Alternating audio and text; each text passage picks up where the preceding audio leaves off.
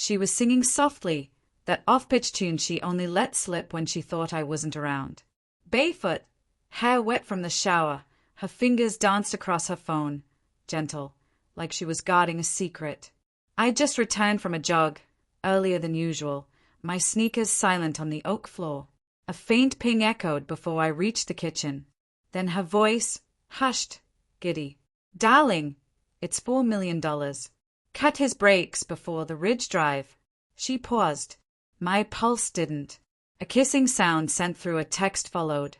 She turned, saw me, smiled, and kissed my forehead like she hadn't just plotted my end. "Drive carefully tomorrow, love." I nodded, pulled her close. In her embrace, I felt no anger, no grief, just the sharp tick of strategy locking into place, a riddle I hadn't known I was solving until her face came into focus. I made one call. Tomorrow, she'd find out the brakes weren't all I'd tampered with. It began 6 months back. A shift. Her phone was always with her, her laughs too bright at texts she hid. A whiff of cologne on her scarf, one I'd never worn. I didn't confront her. Men like me don't. Weak in fame. She knew me as Daniel Cross, quiet consultant, maybe ex-military. She never probed further. Her first error. Her second was misjudging my stillness. The CIA doesn't let you go. It just stops tracking your midnight moves. I had tools, access, time. She took up late nights, yoga retreats, weekend getaways.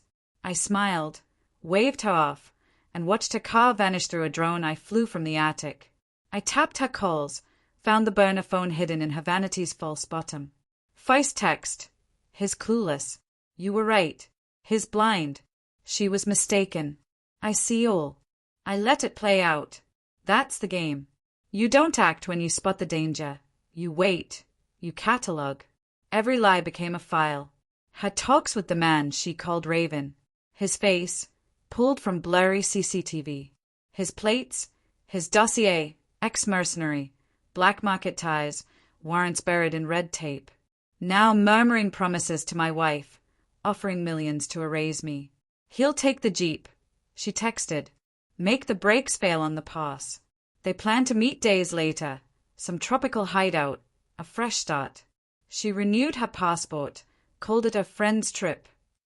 I nodded, zipped her bag. My moves were precise. I swapped the brake lines for custom failsafes, wired to beam data to my tablet. I hid micro cameras in the side mirrors. For insurance, I logged a dead drop report to my old agency's server, time-stamped, untraceable until triggered. I was a ghost in their system.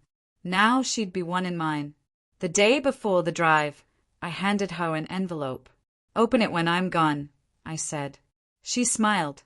"What's this?" "Just words for you, in case." She touched my cheek. "You're too sweet." I left before my tongue betrayed the plan. 5 hours into the drive, I stopped at a planned spot, sent the signal. The Jeep mimicked a brake failure, dashboard flashing chaos. My tablet hummed with data. Her phone pinged 30 seconds later. The drone caught her. Shock, then relief, then a grin. She called him. "It's done," she whispered. "His gun." 2 minutes later, she opened the envelope, a USB drive and a photo of Raven, tied up, battered, silenced. The note read, "He cracked faster than you. Were you always the tougher one?" That night, I walked in. She sat curled up, mascara streaked, the USB beside her like poison. She looked up, paralyzed. I sat across from her, silent, the air taut like a wire. "You were supposed to die," she sobbed. "I didn't mean." I nodded. She reached out. I stepped back. "Was it ever real?" I asked, knowing the answer. Her eyes flickered. "Of course, Daniel, please." I opened my tablet, played the footage, her voice, her giggles, her orders to Raven, frame after frame. Days of her lies exposed. "I know it all," I said. I fetched divorce papers and a pen from the study. "Sign." She froze. "Sign, or Interpol gets the dossier." She signed.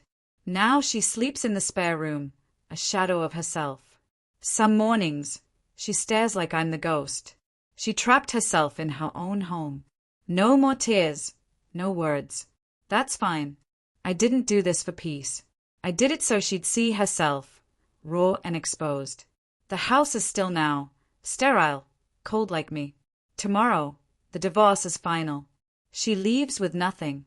I walk away with what counts: truth, power, quiet, and the certainty she'll never sing that song again.